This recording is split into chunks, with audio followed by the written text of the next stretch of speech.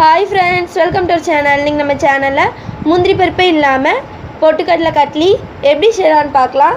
அதுக்கு முன்னாடி நம்மளோட சேனலை ஃபர்ஸ்ட் டைம் பார்க்குறவங்க கீழே இருக்க சப்ஸ்கிரைப் பட்டனை கிளிக் பண்ணிக்கோங்க.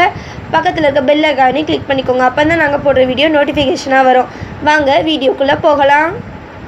பொட்டுக்கடலை ஒரு கப் சுகர், 3 ஏலக்காய், நெய் தேவையான அளவு. ஃபஸ்ட்டு நம்ம பொட்டுக்கடலையே பவுடர் பண்ணிடலாம். ஒரு மிக்ஸி ஜாரில் நம்ம எடுத்து வச்சுருக்க பொட்டுக்கடலை சேர்த்துக்கோங்க. இப்போ இதில் நம்ம எடுத்து வச்சுருக்க 3 ஏலக்காய் சேர்த்து இது நல்லா பவுடராக திரித்து எடுத்துக்கலாம். இதை ஓப்பன் பண்ணி பார்க்கலாம். பாருங்கள் ஃப்ரெண்ட்ஸ், இந்த அளவுக்கு நல்லா பவுடராக திரித்து எடுத்துக்கோங்க. இப்போ நம்ம கட்லி செய்ய ஸ்டார்ட் பண்ணலாம்.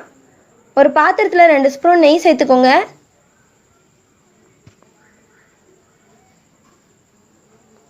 நெய் நல்லா சூடானதுக்கப்புறமா நம்ம திரித்து வச்சுருக்க பொட்டுக்கடலை பவுடர் அதையும் உள்ள சேர்த்தாரலாம்.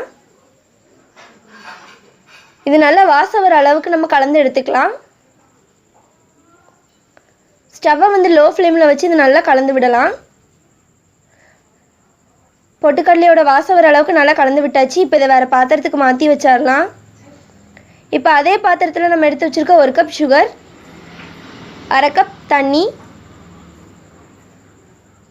அதை சேர்த்து நல்லா கலந்து விட்டுக்கோங்க. சுகர் கரைஞ்சி இது ஒரு கம்பிப்பதம் வர அளவுக்கு நல்லா கொதிக்கட்டும். பாருங்கள் ஃப்ரெண்ட்ஸ், சுகர் கரைஞ்சிருச்சு. இது நல்லா கொதிக்கட்டும்.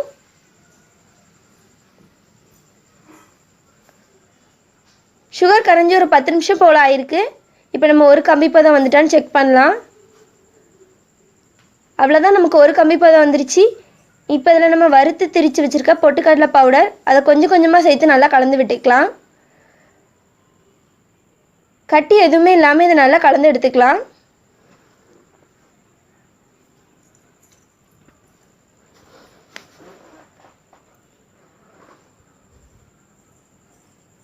இந்த மாதிரி இதை கைவிடாமல் நல்லா கலந்து எடுத்துக்கலாம். பாருங்கள் ஃப்ரெண்ட்ஸ், கட்டி எதுவுமே இல்லை. இது திரண்டு வர அளவுக்கு நம்ம நல்லா கலந்து எடுக்கலாம்.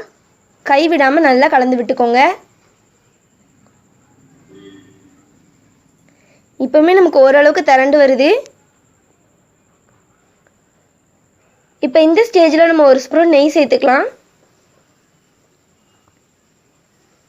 நெய் சேர்த்து நல்லா கலந்து விட்டுக்கோங்க.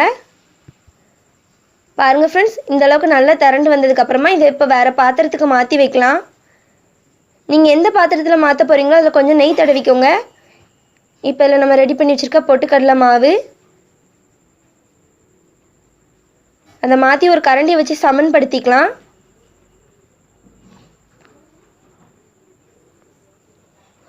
பாருங்கள் ஃப்ரெண்ட்ஸ், இந்த அளவுக்கு நம்ம சமன்படுத்தியாச்சு. 10 நிமிஷம் இது அப்படியே இருக்கட்டும். மேலே கொஞ்சம் நெய் சேர்த்து இது அப்படியே விட்டுறலாம். 10 நிமிஷம் ஆயிடுச்சு. இதை நம்ம கட் பண்ணலாம். நாங்கள் இன்றைக்கி இதை டைமண்ட் ஷேப்பில் கட் பண்ண போகிறோம். அதுக்கு ஃபஸ்ட்டு இந்த மாதிரி ஸ்ட்ரைட்டாக கட் பண்ணிக்கலாம்.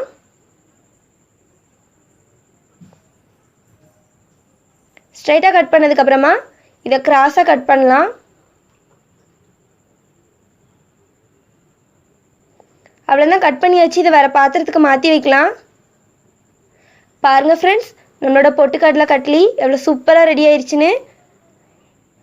முந்திரி பருப்பு ஒன்று கூட இல்லாமல் நம்ம ரொம்ப ஈஸியான கட்லி எப்படி செய்யலான்னு பார்த்தோம். டேஸ்ட்டும் சூப்பராக இருக்கும். ரொம்பவே சாஃப்டாக இருக்குது. நீங்களும் செஞ்சு பாருங்கள். இந்த வீடியோ உங்களுக்கு பிடிச்சிருந்தா தாயம்மாள் சமையலுக்கு சப்ஸ்கிரைப் பண்ணுங்கள், லைக் பண்ணுங்கள், ஷேர் பண்ணுங்கள், கமெண்ட் பண்ணுங்கள். தேங்க்யூ.